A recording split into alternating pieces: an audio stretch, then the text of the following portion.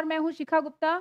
और जैसा कि आप सभी को पता है कि आरएस की वैकेंसी जल्दी ही आने वाली है, तो बहुत सारे स्टूडेंट्स के ये डाउट थे कि बेसिकली अगर हम कोई टेस्ट सीरीज़ जॉइन करते हैं या कोई टेस्ट पेपर्स देते हैं, तो उनको सॉल्व करने का तरीका क्या होना चाहिए? और आज के सेशन में हम बिल्कुल यही इम्पोर्टेंट बात डिस्कस करेंगे कि जो भी टेस्ट सीरीज़ होती हैं, क्योंकि हर स्टूडेंट जो है, हर कैंडिडेट जो है टेस्ट सीरीज़ सॉल्व करते ही करते हैं। तो टेस्ट सीरीज सॉल्व कर रहे हैं या कोई भी ऑब्जेक्टिव बुक सॉल्व कर रहे हैं या कोई भी टेस्ट दे रहे हैं, तो उसको सॉल्व करने का क्या अप्रोच होना चाहिए, क्या तरीका होना चाहिए, आज इस वीडियो में हम उन सभी की बात कर रहे हैं।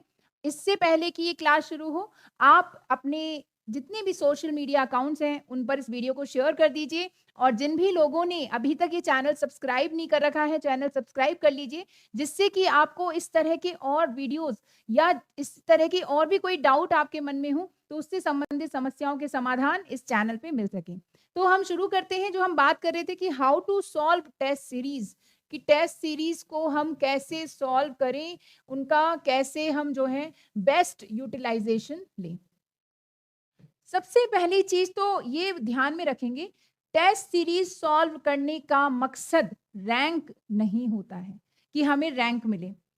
हो सकता है कि उस टेस्ट सीरीज में बॉटम से टॉप करने वाला, यानी जो व्यक्ति लास्ट आ रहा है, वो एग्जाम में सेलेक्ट हो जाए और उससे ऊपर के जितने भी टॉपर्स हैं उनमें से कोई भी सेलेक्ट ना हो। ऐसा कैसे संभव है? ऐसा ऐसे ही संभव है कि आप टेस्ट सीरीज सही तरीके से सॉल्व कर रहे हैं या नहीं कर रहे हैं। तो हम बात करते हैं कि टेस्ट सीरीज को सॉल्व कैसे करना चाहिए। अगर हम बात करें किसी भी टेस्ट सीरीज में,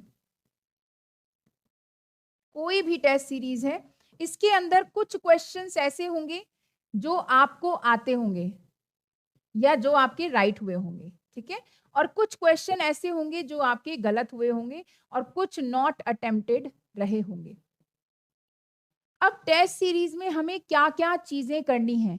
सबसे पहली चीज हमें किसी टेस्ट सीरीज से जो पता होना करना चाहिए कि हमारी एक्यूरेसी कितनी है। एक्यूरेसी कितनी है? एक्यूरेसी का मतलब है कि अगर हमने कोई क्वेश्चन अटेम्प्ट किया है, तो उसके सही होने के चांसेस कितने हैं और गलत होने के चांसेस कितने हैं। कई बार ऐसा होता है कि जिस ऑप्शन के बारे में हम श्योर होते हैं कि इसका तो यही आंसर होगा और वो ही एक्चुअली गलत होता है। बहुत सारे लोगों के साथ ऐसा होता है। तो आपका एक्यूरेसी परसेंटेज क्या है?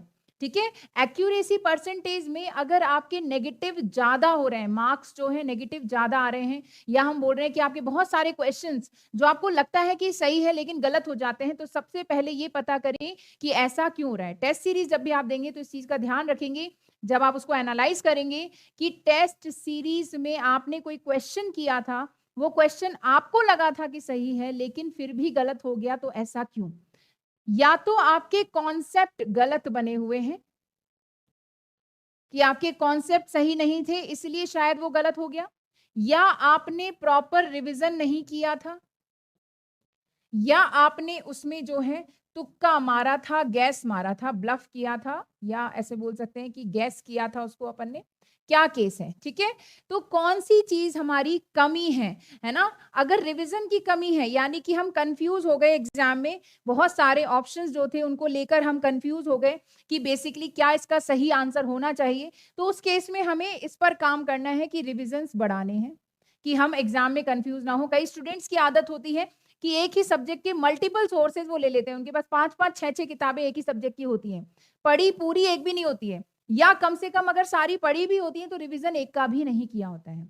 जब तक आप किसी भी चीज़ को रिवाइज़ नहीं करेंगे, वो एग्ज़ाम में आपको नेगेटिव मार्क्स ही देगी, वो आपके काम नहीं आएगी। तो ध्यान रखेंगे रिवीजन।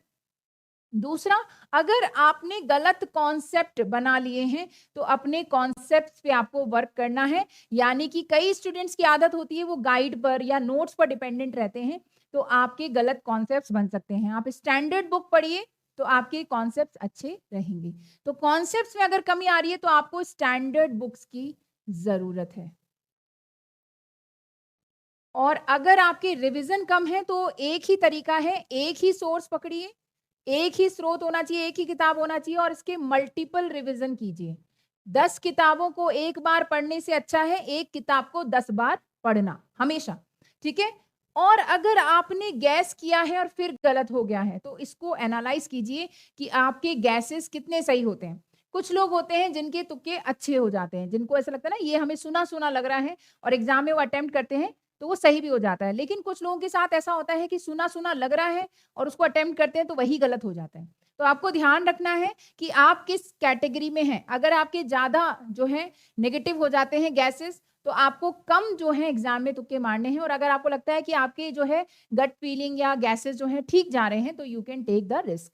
तो सबसे पहली चीज़ तो अपन को टेस्ट सीरीज़ में क्या एनालाइज़ करना है कि एक्यूरेसी कितनी आ रही है ना? हमारे कॉन्सेप्ट बने हुए हैं, गलत नहीं या सही हैं, रिवीज़न हमने कितने किए हैं या हमारे गैसेज़ जो हैं वो कैसे जा रहे हैं। तो इस चीज़ का एनालाइज़ आपको टेस्ट में करना है। अब टेस्ट सीरीज़ को सॉल्व करते समय दूसरी चीज़ कि आपको टाइम तो कम नहीं पड़ रहा। कुछ लोगों की स्पीड बहुत ज़्यादा स्लो होती है, जिनके लिए वो जो टाइम होता है, वो ही कम पड़ जाता है, ठीक है? तो अगर आपकी स्पीड कम है ना? स्पीड अगर कम है आपकी, तो आपको क्या करना है और ज़्यादा प्रैक्टिस करनी है। और ज़्यादा प्रैक्टिस करनी है। प्रैक्टिस ज़्यादा क्यों करनी है? इससे आपकी स्पीड बढ़ेगी। जब आप कई तरह के क्वेश्चन सॉल्व कर लेंगे, तो एग्ज़ाम में भी क्वेश्चन कुछ तो मिलते-जुलते आ जाएँगे। प्रैक्टिस करने से आपकी स्पीड बढ़ जाती है, तो आप ऑब्जेक्टिव बुक्स वगैरह सॉल्व कर सकते हैं। दूसरा, अगर आपकी स्पीड ज़्यादा है, कई लोग ऐसे होते हैं जो बड़ी हड़बड़ी में एग्ज़ाम में रहते हैं। एग्ज़ाम में हड़बड़ी में रहते हैं कि क्वेश्चन भी ठीक से नहीं पढ़ते और अगेन वही एक्यूरेसी का इश्यू हो जाता है। ठीक है? कि आप जो है क्वेश्चन को ठीक से नहीं पढ़ रहे हैं। तो स्पीड हद से ज़्यादा भी नहीं होनी चाहिए कि स्पीड बहुत-बहुत ज़्यादा है, इसका मतलब है क्वेश्चन को ठीक से रीड नहीं करना है, रीड नहीं किया है तो क्वेश्चन को आपको री-रीड करने की ज़रूरत है। एग्ज़ाम में किसी भी क्वेश्चन को हड़बड़ी में ना करें, उसको कम से कम 2 बार पढ़ें और इस चीज़ की हैबिट टेस्ट सीरीज़ से ही बना लें, कि टेस्ट सीरीज़ में हर क्वेश्चन को पूरा पढ़ें, प्लस हो सकता है क्वेश्चन पढ़ने पर आपको लगे कि ये क्वेश्चन आप अटेम्प्ट नहीं कर सकते। लेकिन अगर आप ऑप्शंस पढ़ेंगे, तो आपको शायद उसका उत्तर आता हो। जैसे, मान लीजिए एक प्रश्न है, निम्न में से कौन-सी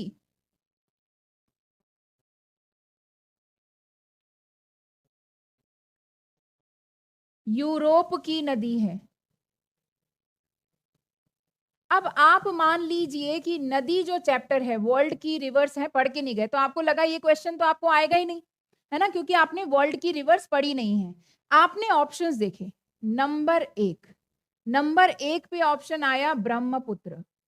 अब आपने भारत की नदियाँ पढ़ी हैं, तो आपको पता है कि ब्रह्मपुत्र तो भारत में ही बहती है। दूसरा आपने ऑप्शन पढ़ा कलादान। अब आपको कलादान मल्टी मॉडल प्रोजेक्ट आपने पढ़ा है। कलादान मल्टी मॉडल प्रोजेक्ट पढ़ा है तो आपको पता है कि कलादान नदी एशिया में है, म्यांमार में है। ठीक है? तीसरा मान लीजिए इसमें ऑप्शन आ गया कि वोल्गा। अब आपको वोल्गा के बारे में कोई जानकारी नहीं है।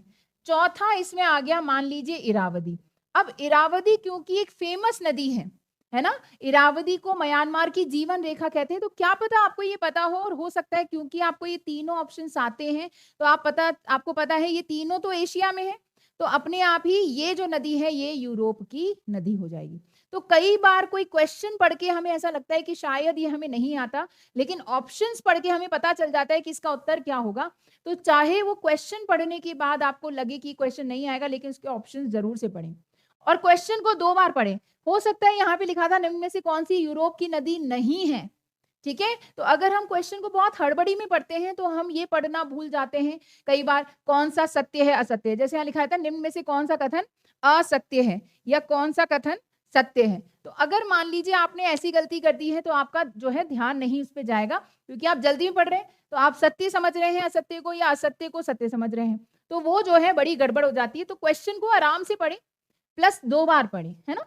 तो ये जो चीज़ें हैं टाइम कि आपको सॉल्व करने में बहुत ज़्यादा स्पीड ज़्यादा है, तो आपको क्वेश्चन को दोबारा पढ़ने की ज़रूरत है, और स्पीड बहुत कम है, तो आप प्रैक्टिस बढ़ाइए अपनी। जितनी ज़्यादा प्रैक्टिस करेंगे, उतनी ज़्यादा जो है आपको बेसिकली हेल्प मिलेगी स्पीड बढ़ाने में।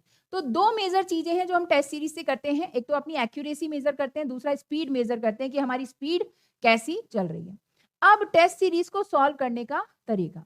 आपने कोई भी टेस्ट पेपर जाके दिया, है ना? और टेस्ट पेपर का रिजल्ट आ गया। जब आपने पेपर दिया तब तो आपने 3 चीज़ें ध्यान रखी। पहली चीज़ क्वेश्चन को ढंग से पढ़ा, है ना? क्वेश्चन को री-रीड किया, ऑप्शंस पढ़े सारे उसके, उस हिसाब से उसको अटेम्प्ट किया। ठीक है? अब आपको क्या करना है, रिजल्ट आ गया, अब एनालाइज़ कैसे करना है? एनालाइज़ कैसे करना है आपको टेस्ट पेपर को? कई बार ऐसा होता है कि हमें किसी प्रश्न का सही उत्तर पता होता है। जैसे अभी हमने जो उदाहरण लिया, है ना? जैसे अभी हमने जो उदाहरण लिया था, अब आपको इसमें ये तो पता था ये भारत में है, ये मतलब ये भारत में है, ये एशिया में है, मतलब म्यांमार में है, ये माने म्यांमार में है। लेकिन इस नदी के बारे में कुछ पता नहीं है। आपका ये उत्तर सही तो हो गया, लेकिन आपको सही में पूरा उत्तर नहीं पता है। तो इसके बारे में भी थोड़ा-सा पढ़ लेंगे कि ये वोल्गा नदी क्या है? वोल्गा नदी यूरोप की सबसे लंबी नदी है ना? Longest river of Europe. Volga नदी कौन से देश में बहती है? तो वोल्गा रूस में बहती है। वोल्गा कहाँ से निकलती है? वाल्दाई की पहाड़ियों से निकलती है। वोल्गा कहाँ अपना जल गिराती है? कैस्पियन सागर में जल गिराती है। तो इसके बारे में भी कुछ-कुछ इन्फॉर्मेशन। हो सकता है आपको जो उत्तर पता हो, जैसे आपको पार्शियली तो पता है कि कलादान मल्टी मोडल प्रोजेक्ट है, जिसमें कलादान एक नदी है, तो वो एशिया में ही है क्योंकि भारत का प्रोजेक्ट है, लेकिन आपको ये नहीं पता कि कलादान नदी है कहाँ पे, है ना? कलादान मल्टी मोडल प्रोजेक्ट कहाँ पे आपको डिटेल में नहीं पता, बस आपको थोड़ा एक जनरल आइडिया है, तो इसके बारे में ही पढ़ेंगे। तो क्वेश्चन को एनालाइज़ करते समय, पेपर को एनालाइज़ करते समय, जो क्वेश्चन गलत हो गया है, उसे तो देखेंगे ही, लेकिन जो क्वेश्चन सही हो गया है, उसे भी देखेंगे। ठीक है? यानी आपको क्वेश्चन के चारों ऑप्शंस के बारे में पूरी डिटेल पता होनी चाहिए। पूरी डिटेल पता होनी चाहिए, चारों ऑप्शंस को आपको देखना है। चारों ऑप्शंस देखने हैं कि ऑप्शंस क्या-क्या थे, क्या मुझे आते हैं, क्या नहीं आते हैं। और जो भी एक्स्ट्रा इन्फॉर्मेशन आपको मिले, उसको 2 जगह लिख सकते हैं, या तो टेस्ट पेपर में ही नोट डाउन कर सकते हैं और या फिर अपनी नोटबुक में, जो भी आपके नोट्स हैं, नोटबुक में आप उसको नोट डाउन कर सकते हो, जिससे आप उसको भूलो नहीं रिवाइज़ करना। हो सकता है एग्ज़ाम में वही प्रश्न आ जाए। एग्ज़ाम कई लोग कई टेस्ट सीरीज़ जो हैं कोचिंग्स क्लेम करती हैं, आपने देखा होगा कि हमारी टेस्ट सीरीज़ से इतने क्वेश्चन आए, तो हूबहू नहीं आते वो क्वेश्चन मिलते-जुलते आते हैं। मिलते-जुलते जैसे मान लो कलादान पे आ गया कि कलादान क नदी कहाँ बहती है। तो बेसिकली ये जो क्वेश्चन है ये कैसे, तो आपको तभी पता चलेगा जब आपने नोटबुक में लिख रखा है। आपने टेस्ट सीरीज़ में देखा था लेकिन उसको दोबारा आपने देखा ही नहीं। तो बेसिकली इसको नोटबुक में नोट डाउन कर लो या टेस्ट पेपर में। अब ये तो हो गया, आपने पोस्टमार्टम कर लिया पूरे पेपर का, सही क्वेश्चन कौन-सा था, गलत क्वेश्चन कौन-सा था। गलत अगर हुआ है, तो वो गलत क्यों हुआ है? वही जो हमने देखा एक्यूरेसी पे, कि हमारा जो गलत उत्तर हुआ था, वो गलत क्यों हुआ था? गलत हुआ था क्यों? क्योंकि या तो हमने हमारे कॉन्सेप्ट गलत थे, या हमने रिवीज़न नहीं किया था, या हमने गेस किया था। हो सकता है हमने क्वेश्चन गलत पढ़ा हो, क्वेश्चन रीड सही से नहीं किया हो। ठीक है? तो क्या वजह थी कि हमारा वो गलत हुआ? तो इसको आपको आइडेंटिफ़ाई करना है और जो अटेम्प्ट नहीं किया उसके बारे में पढ़ना है। ऐसे करके पूरे पेपर का पोस्टमार्टम किया आपने। हो सकता है किसी टेस्ट पेपर को अटेम्प्ट करने में आपको 2.5 घंटे लगे, लेकिन इसका पूरा इस तरीके से एनालाइज़ करने में आपको 6 से 7 घंटे लग सकते हैं। ठीक है? क्योंकि आपको जो नहीं आते उनको भी देखना है, जो ऑप्शंस नहीं आते उन ऑप्शंस को भी देखना है। अब आपको क्या करना है, जब भी आप टेस्ट पेपर में एनालाइज़ करने बैठे, तो जो क्वेश्चन आपको आ गए थे, है ना? राइट, जो आपको आते थे, है ना? जिसका आंसर आपको पता था, उस क्वेश्चन को टिक कर लीजिए। ठीक है? यानी वो क्वेश्चन उस टेस्ट पेपर में से आपका डन है। और जो क्वेश्चन गलत हो गया था या जिसका आंसर आपको नहीं आता था या जो ऑप्शन नहीं आता था, उसको आप छोड़ दीजिए और उस टेस्ट पेपर का भी आपको रिवीज़न करना है ना?